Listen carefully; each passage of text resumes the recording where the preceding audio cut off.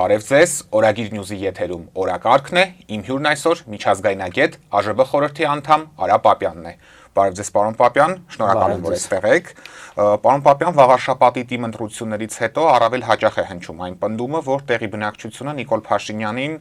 այսպես ասած, մայրաթոռի վրա գրոհելու համար քարտ բլանշ տվեց։ Նիկոլ Փաշինյանն ինքն իր հետընտրական առաջին գրառման մեջ նման շեշտադրում արեց։ Դուք որքանով եք կիսում այս տեսակետը եւ ինչ եք կարծում, հնարավոր է Փաշինյանն այնքան ոգևորվի այս հաղթանակով, որ առաջիկայում իսկապես գրոհի մայրաթոռի վրա։ Ասեմ, որ մայրաթոռը բնավ կապ չունի տեղական ընտրությունների հետ, նա վաղարշապատի կամ Էջմիածնի ինչ որ կառույց չի, հենց մայրաթոռը կոչվում, որովհետև դա ոչ միայն Հայաստանի, այլ ամենայն հայության հոգևոր կենտրոնն է։ Հետևաբար դա ինչ արդյունք էլ ունենար, կապը գրեթե գոյություն չունի։ Ուրիշ բան, որ Նիկոլ Փաշինյանը փորձում է ամեն ինչ ներկայացնել իր համար ցանկալի լույսի տակ, հիմք օգտագործել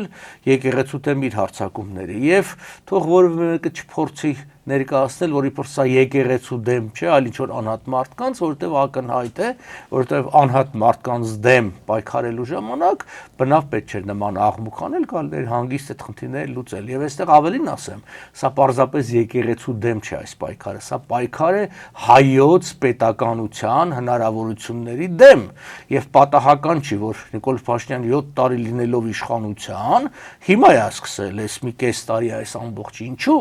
որովհետև հատկապես Տրամպի ընտրություններից հետո, երբ որ համաքրիստոնեական համերաշխության գաղափարը սկսեց քաղաքականացվել, այսինքն դա հնարավորության դուռ բացեց մեզ համար, Նիկոլ Փաշինյանը Բաքվի պատվերով ջարդում է այդ հնարավորությունը, որպեսզի Հայաստանը դա չկարողանա օգտագործել իր քաղաքական հզորությունը ամրապնդելու համար։ Իսկ Նիկոլ Փաշինյանը ամեն տեսակի արկածախնդրության էլ կարող է գնալ, մենք տեսել ենք։ Չպետք է բացառենք, այո։ Եկեղեցու դեմ շարունակվող հարձակումների ֆոնին հաճախ է տեսակետ հնչում, որ մեր եկեղեցու վերնախավը եւ անձամբ վեհապար հայրապետը գտնվում են ռուսական ազդեցության ծիրում, ու հենց սրանով են պայմանավորում շատերը այն հանգամանքը, որ արևմուտքը, այդ թվում Թրամփի վարչակազմը, այսպես ասած, աչք են փակում Հայաստանում կատարվողի վրա։ Արդյոք ռուսական ազդեցությամբ է պայմանավորված արևմուտքի Միացյալ Նահանգների առնվազն այս չեզոք վերաբերմունքը, թե այլ մեզ համար ոչ տեսանելի շարժառիթներ եւս կան այստեղ։ Դե հիմնական աջակցության հիմքը Նիկոլ Փաշինյանի, դա այսպես կոչված, ասում եմ հատուկ շեշտել, այսպես կոչված Նիկոլ Փաշինյանը իբր արևմտամետությունն է։ Նա կարողացել այս տարիների ընթացքում տարբեր հարցազրույցների ձևով, տարբեր փոքր քայլերով ցույց տալ իբր արևմտամետ է, բայց երբ որ լուրջ վերլուծություն է կատարում, արդյոք նրա իշխանությունից առաջ Հայաստանը ինչ կառույցների անդամ էր, այդ թվում Ռուսաստանի կողմից վերահսկվող, եւ հիմա ինչ կառույցների անդամ է, փոփոխություն չկա, ավելին, մենք հիմա ինչ որ քայլեր ենք անում Շանհայի այդ համագործակցության կազմակերպության անդամակցելու, մեր տնտեսական կախվածությունը Ռուսաստանից ավելի է շատացել եւ ընդհանրապես մարդու իրավունքները Հայաստանում ոտնահարվում են եւ հետընթաց ունենք, դա էլ միանշանակ է։ Արևմուտքը լռում է, որովհետեւ ինքը մտածում է, իսկ արևմուտքի արգ է տարբեր է, որ հաջորդ այն ուժը, որը կարող է գա Հայաստանում իշխանության, այսինքն իր տեսակետից, թեև առկա են տարբեր արևմտամետ ուժեր, թվում նաև ազգանժողովրդական բևեռը, բայց իրենց հաշվարկներով հաջորդ ուժերը ուժեղությամբ դրանք պրոռուսական ուժերն են։ Հետևաբար Նիկոլ Փաշինյանի պաշտոնանկության դեպքում գալու են բացահայտ, այսպես ասած, պրոռուսական ուժերը, իսկ Նիկոլ Փաշինյանը մի փոքր քողարկված է, կարծում եմ սա է բուն պատճառը։ Իսկ արևմուտքում չեն հասկանում, որ Նիկոլ Փաշինյանն իրական արևմտամետ չի, այդքան հեշտ է արևմտյան երկրներին դերակատարներին խաբելը, ինչը նրան փաստացի հաջողվում է, եթե այդպես առաջնորդվենք։ Փաստացի հաջողվում է, իրենք առաջնորդում են չարյաց փոքրագույնով, իրենք հասկանում են, որ Նիկոլ Փաշինյանը ըստ էության որևէ բան չի անում դեպի արևմուտք, բայց նաև իրենք հասկանում են, որ քանի որ Նիկոլ Փաշինյանը ապիկար է ընդհանրապես եւ որպես կազմակերպիչ, նա չի էլ կարող հարաբերությունները Ռուսաստանի հետ ուժեղացնել։ Օրինակ տեսեք, Նիկոլ Փաշինյանը 7 տարվա մեջ ինչով է աչքի ընկել, ինքը աչքի է ընկել քանդելով, ավիրելով եւ այլն։ Հիմա ինքը չի տանում Հայաստանը դեպի արևմուտք, բայց քանդում ու ավերում է հարաբերությունները Ռուսաստանի հետ։ Եվ կախվածությունն էլ ավելի Դե այդ դեպքում ստացվում է, որ գոնե ոնց որ ասած ինչ որ չափով իրանց ձեռ է տալիս, բայց ես սկզբունքորեն դա սխալ եմ համարում, ես ինքս բազմաթիվ անգամների հանդիպումների ընթացքում նրանց նշել եմ, որ այս ձեր քաղաքականությունը աչք փակելու ձեր իսկ սկզբունքների առջև շատ ծանր հետևանքներ է ունենալու ձեր քաղաքականության համար, որովհետև սա հիասթափություն առաջացնում ժողովրդի մեջ, որովհետև ժողովուրդը տեսնում է, հասկանում է, բոլորիս համար պարզ է, չէ, եթե որևէ այլ իշխանություն այս քաղաքականությունը, այս ներքին քաղաքականությունը դեռ նկատի մարդու իրավունքների առջև նկատի ունեմ, իրականացնել անպայմանորեն խիստ քննադատության կենթարկվեր, բայց դուք աչք եք փակում, ինչա Նիկոլ Փաշինյանը ձեզ խոստանում է, որ իբր թե Ռուսաստանի դիրքերը կթուլացնի, բայց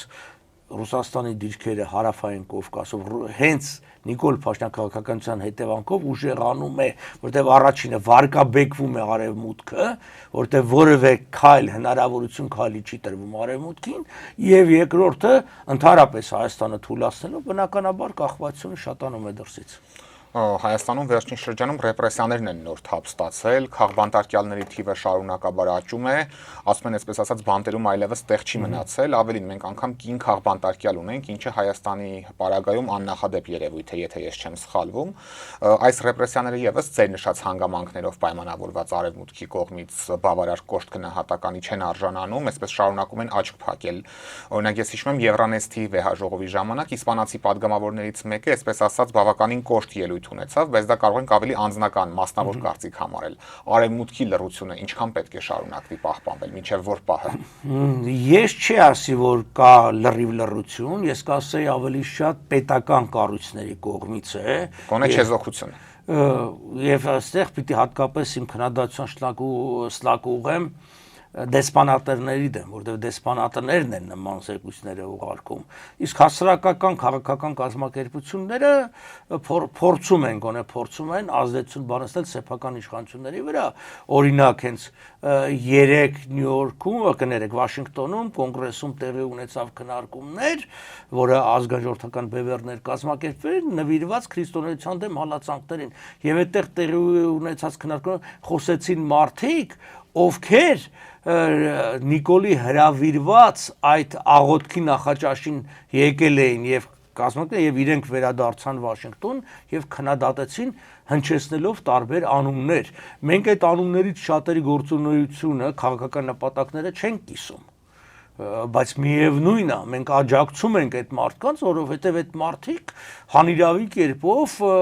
միտք արտահայտելու համար, այդ միտքը կեղծած մեկնաբանելու պատճառով այսօր անազատության մեջ է։ Սամվել Կարապետյան եւ իր անունը հնչել է։ Այդտեղ հնչել է այս վերջի երկու լրագրողների անունն է հնչել, Նարեկ եւ Վազգեն կարծեմ, իրենց անուններն անչե, էլ եմ ասում, չկիսելով շատ մոտեցում էր շատերի։ Երևույթը դատապարտում եք։ Իհարկե դատապարտում ենք եւ ամեն ինչ անում ենք, որ այդ Վաշինգտոնը հասկանա, որովհետեւ գիտեք ինչա, մենք մեր երկրի ապագան ուզում ենք տեսնենք լուսավոր, հզոր բան, եւ եթե մարդիկ հանիրավի կերպով հալածվում են, չի կարող երկիրը լինել ուժեղ։ Մենք տեսել ենք, այսօր էլ երբ որ դուք նայում եք աշխարհին, որ երկրներն են տնտեսապես զարգացած, ժողովուրդները երջանիկ, ժողովրդավար երկրներ այդ խոսքի իրավունք հարգողները, իսկ հակառակը մենք տնտեսապես այդ հետընթացը ենք տեսնում շատ երկրներում։ Հետևաբար արևմուտքին այս ճշմարտությունը պիտի ասեմ, մի քիչ անհասկանալի է, ես պարզ ասեմ ձեզ, որովհետև որ խոսում ես մարդկանց հետ անձնական խոսակցությունների ժամանակ, իրենք լավ հասկանում են, քննադատում են բան, բայց երբ որ գալիս արդեն պետական քաղաքականությունը, զգում ես, որ բանա վերաբերմունքը շատ կողմնակալ է։ Նիկոլ Փաշինյանը շարունակում է բավարարել բոլորին, այսպես ասենք։ Դե Նիկոլ Փաշինյանն էլ պատահական չի, էլ օրինակ ինքնին Միացյալ Նահանգներում վարձել այդ Մերկուրի լոբիստական ընկերությունը մեր հաշվին, բյուջեի հաշվին $600,000 տարեկան փող է վճարում, որպեսզի իր լոբինգ անեն, ներկայացնեն լավ լույսի ներքո եւ այլն։ Նույն ձևի ինքը տարբեր այսպես համաժողովներ է հրավիրում, ելի մեր հաշվին եւ իբր ներկայացնում է, չգիտեմ, ամեն ինչ լավ է։ Հետո գիտեք ինչ է, ես կյանքում շատ մարդկանց հետ եմ շփվել, բնականաբար արդեն բավականին տարիքով մարդ եմ եւ տեսել եմ մարդիկ, որոնք սուտ են խոսում, բայց Նիկոլ Փաշինյանի նման սուտասան ես կյանքում չեմ տեսել։ Իմ մանկությունից մինչև այսօր, որ մարդը առանց աչք թարթելու խոսում է բեմից պաշտոնապես, ասում է լրիվ հակառակ բաներ, ինչ որ տեղի է ունենում, այսինքն ինքն իրեն է հետքում շատ հաճախ։ Բայց ինքը առանց ամոթի զգացողության ինքը կարողանում է բեմից ասելու բաներ, որը ցանկալի է, հաճելի է այդ լսողների ականջներին, մյուս կողմից ինքը լավ է հասկանում, որ մեծ մասամ քաղաքական գործիչները չեն խորանալու եւ այդ վերնագրերն են վերցնելու։ Մի ցնցող հայտարարություն, հիշում եք, ասում էր Հայաստանը ժողովրդավարության բաստիոն է, հիմա էլ էս հավաքել էր էս բանի ժամանակ, ուրեմն բանտում են գտնվում 3-11 թեմական առաջնորդներից 3-ը, բայց ինքը ասեն կանչում է ու սկսում է խոսալ ինչ-որ քրիստոնեական արժեքների մասին, իբր կամ հիմա մեր ամենացածր խոցելի վիճակում է մեր պետականությունը, կանգնում հայկական ասում է ոչ միայն էս վերջը, այլ մեր ընդհանրապես համարյասի գոյության ընթացքում Հայաստանի ինքնիշխանությունը այսքան հզոր չի եղել։ Ասում եք, թե 2018-ին մենք չգայինք իշխանության, այսօր Հայաստանի Հանրապետությունը չէր լինի։ Ուրեմն Հայաստանում անգամ ներքին քաղաքականությունը շատ բանով պայմանավորված է Բաքվի հրահանգներին, այդ հենց թեկուզ եւ այսպես կոչ Զանգեզուրի միջանցքը։ Բաս մեկ չէինք տալու, բա ինչ եք տալիս, որտեվ իրանց հրահանգն է, այդ տարածքները, անկլավները բացառում եք, այդ կարելի է նայել, էլի այսօրվա տեխնիկական հնարավորությունները, այդ հնարավորություն տալն է, առումով լավ է, նայել թե մարդը մի քանի տարի առաջ ինչ էր ասում, այդ 17-18 կետը, որ իբր խաղաղության համաձայնագրի հիմքում դրա առնվազն կեսը ասում էիք մեզ համար ընդունելի չի, բա ոնց եղավ, բա այդ է ինքնիշխանությունը, երբ որ հարևան էնել թշնամի երկրի պահանջով դու քայլեր ես անում, դա հենց նշանակում է եւ ցուցիչն է, որ դու չունես ինքնիշխանություն։ Մենք քաղբանտարկյալներից խոսեցինք, Սամվել Կարապետյանի կալանքը երկարաձգելու օրը դատարանը դեռևս որոշումը չէր հրապարակել ու շատերիս համար էլ սպասելի էր թե ինչ որոշում պիտի լինի մոտավորապես, բայց այնուամենայնիվ Նիկոլ Փաշինյանի ընտանիքին պատկանող լրատվամիջոցը դեռ դատական նիստը չավարտած հայտնել էր, որ կալանքը արդեն երկարաձգվել է։ Որպես արևմտամետ գործիչ կխնդրեմ նշեք, արևմտյան որևէ երկրում կարող էր նման բան տեղի ունենալ առհասարակ եւ եթե այնուամենայնիվ դա լիներ, ապա ինչ գործողություններ կհետևեին դրան։ Այդ արևմուտքի իհարկե լայն հասկացություն է, եթե վերցնենք Միացյալ Նահանգները, այնտեղ իրավական, հատկապես դատական համակարգը իսկապես բավականին անկախ է։ Ես չեմ ասում բացարձակապես, որովհետև ամեն մարդ որոշակի իր քաղաքական մոտեցումը ունի, բայց առավելագույնս, օրինակ մենք տեսնում ենք, չէ, որ ասենք նույն Թրամփը ինչ որ որոշումներ է կայացնում, բայց դատարանը կասեցնում այդ որոշումները եւ հակառակը։ Դա նշանակում է, որ այդ անկախությունը կա։ Չէ, եթե նման բան լիներ, իհարկե անպայմանորեն մեծ աղմուկ կլներ։ Ես հիշեցնեմ ձեզ, ավելի փոքր բաների պատճառով այն հայտնի Watergate բան, ասենք որ դու հակառակորդի ընտրարշավի ընթացքում լսել ես, նրանց դրա համար նախագահներ են հրաժարական տվել։ Հիմա մեր մոտ բացահայտվում է, որ տարիներ առաջ 21 թվականին մարդկանց լսել են, ում դեմ քրեական գործեր հարուցած չի եղել, այդ լսածները օգտագործում են ինչ որ տեղել ոնց ասած կեղծելով, որտեվ ամբողջական չի ներկայացվում, եւ որևէ մեկը հարց չի տալիս, ինչ իրավունքով եք այդ գաղտնալսումներն իրականացրել։ Այսօր բոլորս վարժվել ենք նրան, որ իշխանությունը օգտագործելով մեր իսկ փողերը, բոլորիս կարող է հանգիստ գաղտնալսի, այդ գաղտնալսածները օգտագործի, հա, դարելա բան, չէ, արևմուտքի համար դա հաստատ ցնցող կլներ եւ բազմաթիվ նման օրինակներ կա, բազմաթիվ նման անգամ դա հանգեցնում է միջպետական սկանդալների, մենք տեսել ենք, երբ որ օրինակի համար բացահայտվեց, որ Միացյալ Նահանգները լսում են եվրոպացի պաշտոնյաներին, անգամ այդ պարագային, այսինքն միջպետականի վրա, իսկ ներպետականը դա հանգեցնում է առնվազն հրաժարականների մի քանի հոգու, չեմ ասում, շատերը նաև ձերբակալվում են։ Իրավական գործընթաց է տեղի ունենում։ Պարոն Պապյան, ԱՄՆ կառավարությունը օրերս հավանություն տվեց NVIDIA-ի չիպերը Հայաստան արտահանելու որոշմանը, որը մեկնաբանվում է որպես քաղաքական լուրջ ազդակ։ Անձամբ ինչպես է գնահատում այս որոշումը, արդյոք սա նշանակում է, որ հայ-ամերիկյան հարաբերությունները եւ համագործակցությունը նոր մակարդակ են թևակողել եւ այդ թվում սա տեղի ունենում Փաշինյանի վարած քաղաքականության արդյունքում, ինչպես մեկնաբանվում է։ Ողջունում եմ այս քայլը, ինքս սրա մասին տեղյակ եմ եղել ամիսների վեր, ինքս առնվազն 2 կարևոր հանդիպում եւ նաեւ հանրաժողովրդական բևեռ խորհրդի անդամները ունեցել են այս հարցի շուրջ, ողջունել է, որովհետեւ սա ապագան է։ Բայց սա տեղի չի ունենում շնորհիվ Նիկոլ Փաշինյանի, սա տեղի է ունենում ի հեճուկս Նիկոլ Փաշինյանի վարած քաղաքականության։ Ինչո՞վ։ Որտեվ Հայաստանը ուզում են ուժեղացնել, որտեվ Հայաստանը զարգացման այլ հնարավորություն չունի, քան տեխնոլոգիական առաջընթացը։ Իսկ Հայաստանի գոյությունը, ինքնին գոյությունը եւ հզորացումը արևմուտքին պետք է։ Պետք է հակակշիռների համար, պետք է, չգիտեմ, Իրանի, Թուրքիայի դեմ, պետք է ապագա քրդական պետության պարագային, այսինքն ամեն դեպքում դա պետք է ներքաղաքական առումներով ի վերջո չմոռանանք ընտրությունների ընթացքում քանի որ քվեները գրեթե հավասար են, անգամ փոքր համայնքները կարողանում են ազդեցություն ունենալ։ Այստեղ շատ մեծ է Ռև Լեպարիտյանի դերակատարությունը, Nvidia-ի փոխտնօրենի, այսինքն հենց այդ ստրատեգիական զարգացան ինքը չլներ, 10 հատ Նիկոլ ընդելներ, ոչ բան չլներ, թողել Նիկոլը բան չդնեն։ Սա ուղղակի խնդիրն է նա, որ Նիկոլ Փաշինյանը անգամ մի հատ կամրջի նորոգումն է իրան վերագրում, չէ՞ մենք տեսնում ենք։ Այսինքն բաներ է տեղի ունենում, որ պետությունը որևէ դեր չունի, մի բան էլ խանգարել է, ասում են մենք հատկապես ընտրություններից առաջ։ Միացյալ Նահանգների շահերից է բխում Հարավային Կովկասում հավասարակրթության պահպանումը, որտեղ կայունությունը ծեր է տալիս։ Տնտեսապես հզոր երկրի համար կայունությունը լավ է, որտեղ այդ հավասարության կայունության դեպքում ինքը տնտեսությամբ կարողանում է գրավի։ Օրինակ Ռուսաստանը, որը ռազմականապես ուժեղ երկիր է, այն էլ պարզվեց ոչ այդքան, բայց ամեն դեպքում, ասենք ենք, ռազմականապես ավելի ուժեղ է, քան տնտեսապես, Ռուսաստանը խնդիրը լուծում է ռազմականապես։ Միացյալ Նահանգները, քանի որ կարող են տնտեսապես լուծել, իրանք ուզում են կայունություն լինի եւ փափուկ ուժի միջոցով մշակույթի, երաժշտություն, չգիտեմ, այսօր Հոլիվուդի դերը վերջի 30, 40, 50 տարում պակաս չի եղել իր ազդեցությունը տարածելու, քան ասենք ռազմական ուժը։ Այստեղ Նիկոլ Փաշինյանը որևէ դերակատարություն դրական առումով չունի։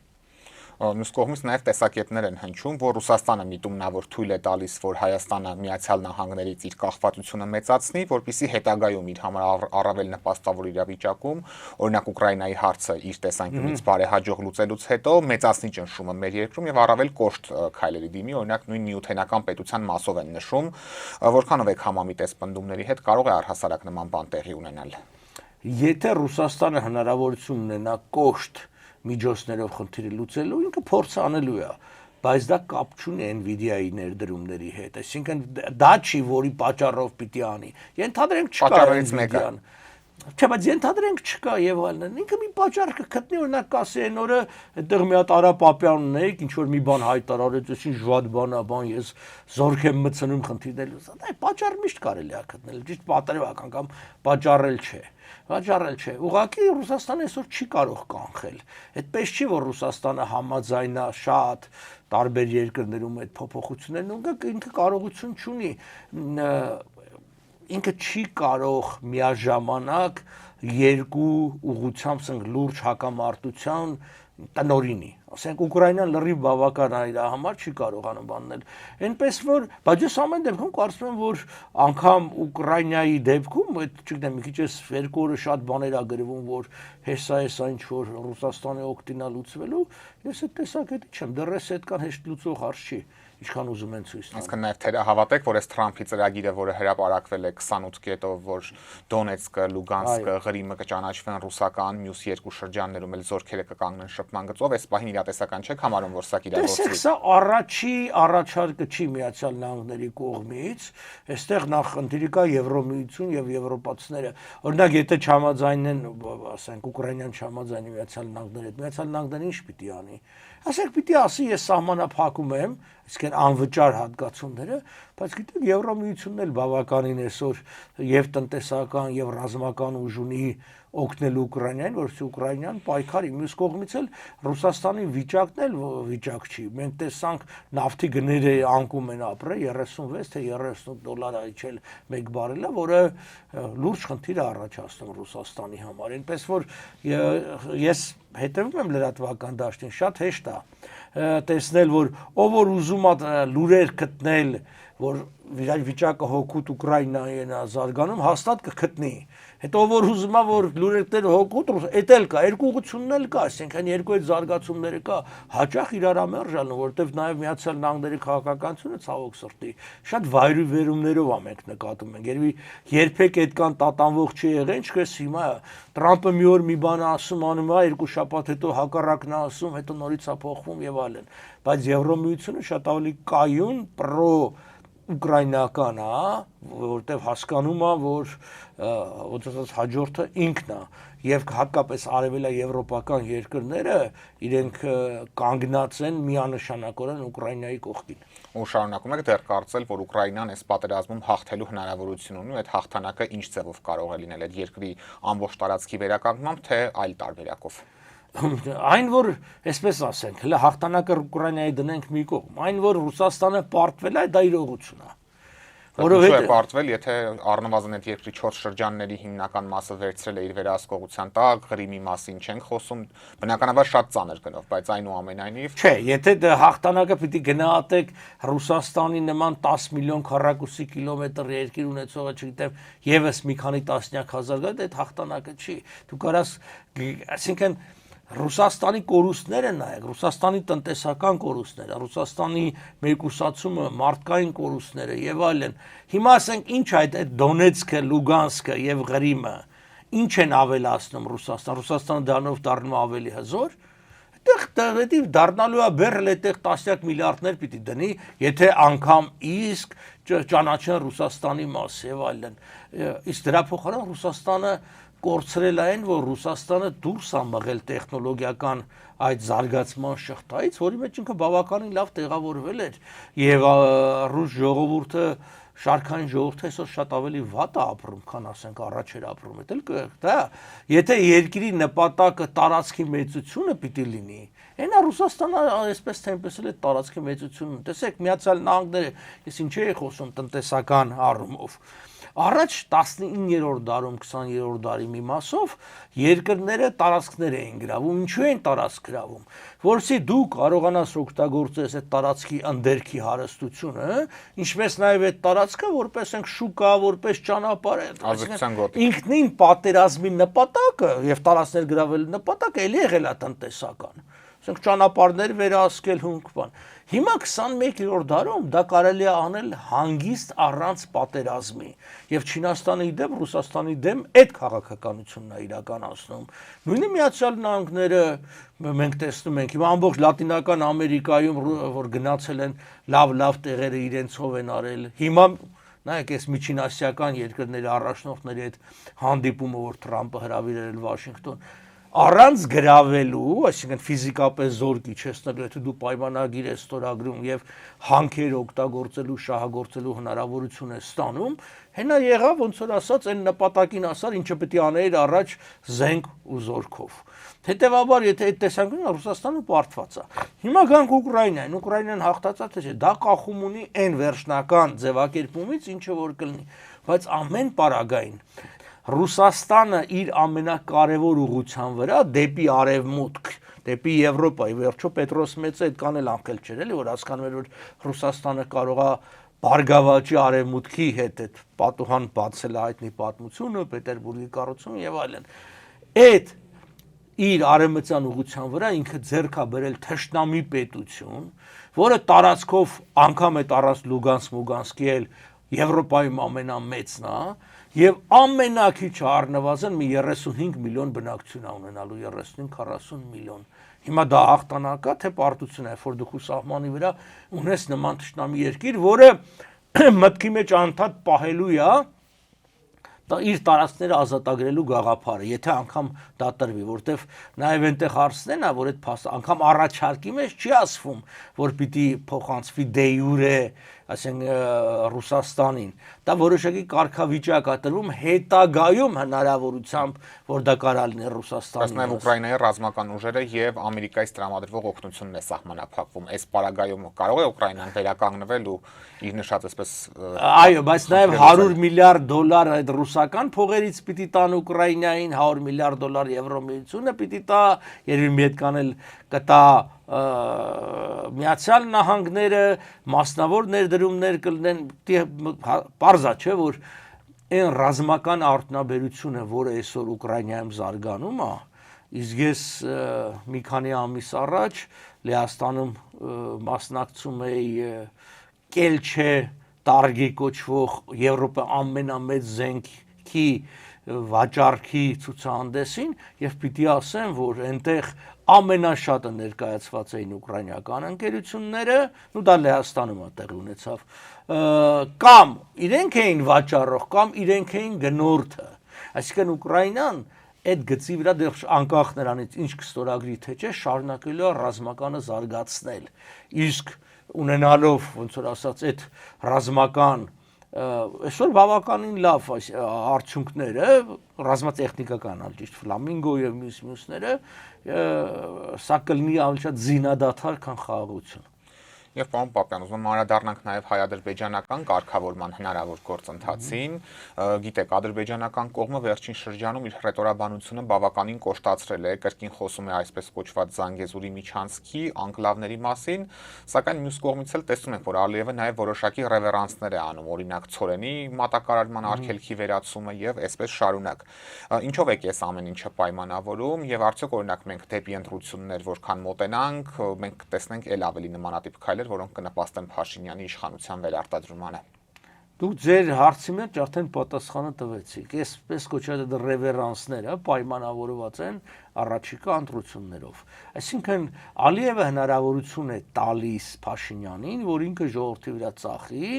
այսպես կոչված խաղաղության գաղափար։ Եմ ասում, այսպես կոչված այդ խաղաղությունը չի լինելու, այս ձևով չի լինելու։ Խաղաղությունը պիտի վերականգնես ռազմական հավասարակշռությունը։ Հիմա Ալիևին պետքա որ Նիկոլ Փաշինյանը մնա։ Պիտի ցույց տան, որ տեսեք ինչ որ բաներ կա։ Ես անգամ չեմ բացառում, որ կարող է ընտրություններից առաջ մի քանի ռազմագերի բաց թողի Ալիևը։ Իհարկե ոչ ռազմաքաղաքական ղեկավարությանը, այլ այն երիտասարդներին բան, որոնք ընդհանրապես բոլորն են անօրինական իհարկե բանտում գտնվում, բայց սրանք անհետեցություն են, ասես քաղաքացիական անձին կան եւ այլն։ Հա, դա անելու է, դա իրան ձեռ է տալիս։ Ինչ վերաբերում է Ցորենի, գիտեք, մի քիչ շատ ուռճացվեց այս բանը։ Նայեք, Ցորեն Ադրբեջանից Հայաստան Ցորեն չի մտել։ Ցորենը գնացել է Վրաստան, Վրաստանից եկել է Հայաստան։ Վրաստանն է Ռուսաստան։ Ասած սենա, որ Վրաստանի վրայով մշտապես Հայաստան մտել է եւ թուրքական, եւ ադրբեջանական, եւ միջինասիական տարբեր ապրանքներ, միշտ է մտել։ Ուղղակի այն ժամանակ փաստաթուղթը ձևակերպվում էր դեպի վրացական մի ընկերություն, որը հետո վերաձևակերպում է ռեէքսպորտեր անում Հայաստան։ Հիմա հայ-թուրքական սահմանը փակա, չէ՞։ Բա մենք տարեկան 300-350 միլիոն դոլարի առևտուր ունենք, իրանք ո՞նց են մեզ վաճառում։ Չունենք դիվանագիտական հարաբերություն, հենց այդ ձևով արտանում են Վրաստան, Վրաստանը ռեէքսպորտ անում Հայաստան։ Հետևաբար ներկայացնել թե ինչ որ 1000 տոննա անասնակերեն բերե դրանով Հայաստանի ինչ որ մի բան պիտի փոխվի։ Սա մեկնաբանում են որպես հաստատված խաղաղության վկայություն։ Ոչ մի վկայություն էլ չկա, որովհետև որևէ փաստաթուղթ չկա դրատակ դրված, այսինքն ոչ միայն բանի բեռնափոխադրման անգամ որևէ փաստաթուղթ չկա, օրինակի համար գիտեք,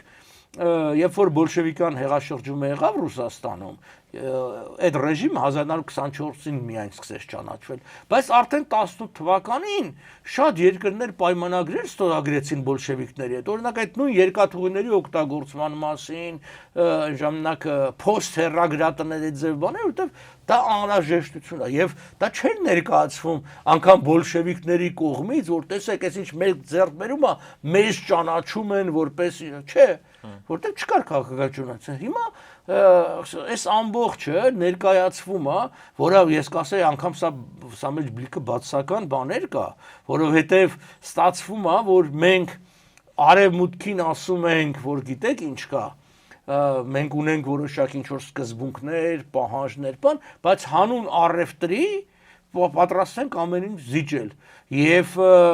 մյուս կողմից էլ մենք վտանգում են արդեն գոյություն ունեցող որոշակի տնտեսական ոնց ասած մատակարարների հետ մեր աշխատանքը։ Եվ պարոն Պապյան, քանի որ Նիկոլ Փաշինյանի վերընտրությունից խոսեցինք 26 թվականի ընտրությունների համատեքստում, ձեր գնահատմամբ ինչ է Հայաստանին սպասվում, եթե Փաշինյանին այնուամենայնիվ հաջողվի պահպանել իր իշխանությունը նույն զիջումների, Ադրբեջանի, Թուրքիայի հետ հարաբերությունների համատեքստում։ Հայաստանը կդառնա, եթե Նիկոլ Փաշինյանը իհարկե վերընտրվի, ես հույս ունեմ եւ ամեն ինչ պիտի անեմ, որ չվերընտրի եւ կոչ եմ անում ժողովրդին, չընտրել, չվերընտրել, Հայաստանը կդառնա ռուսականից կդառնա թուրքական։ Մենք մշտապես ինչ ենք արևմուտքի հետ խոսում, որտեվ հասկանում ենք եւ ասել ենք Ռուսաստանը գնում է քաղաքականությունը վակուում չի սիրում, ինչ որ մի ուժ մտնել է, պետքա բերել արևմուտքին, ինչի պետքա բերել արևմուտքին։ Եթե արևմուտքին չբերենք, Ռուսաստան գալու է Թուրքիան։ Հիմա Նիկոլ Փաշինյանը դա է անում։ Իդեպ ասեմ, ես էլ թույս տեսագրությունը մնա, իմ զգացողությունն էս, վերջի հատկապես է ֆոլոսում ենք խոսակցությունները, սկզբից հեցի ազգայնացումից էին խոսում, իսկ հիմա վերավաճառելու մասին են խոսում, գնորդը լինելու է թուրքական ընկերություն։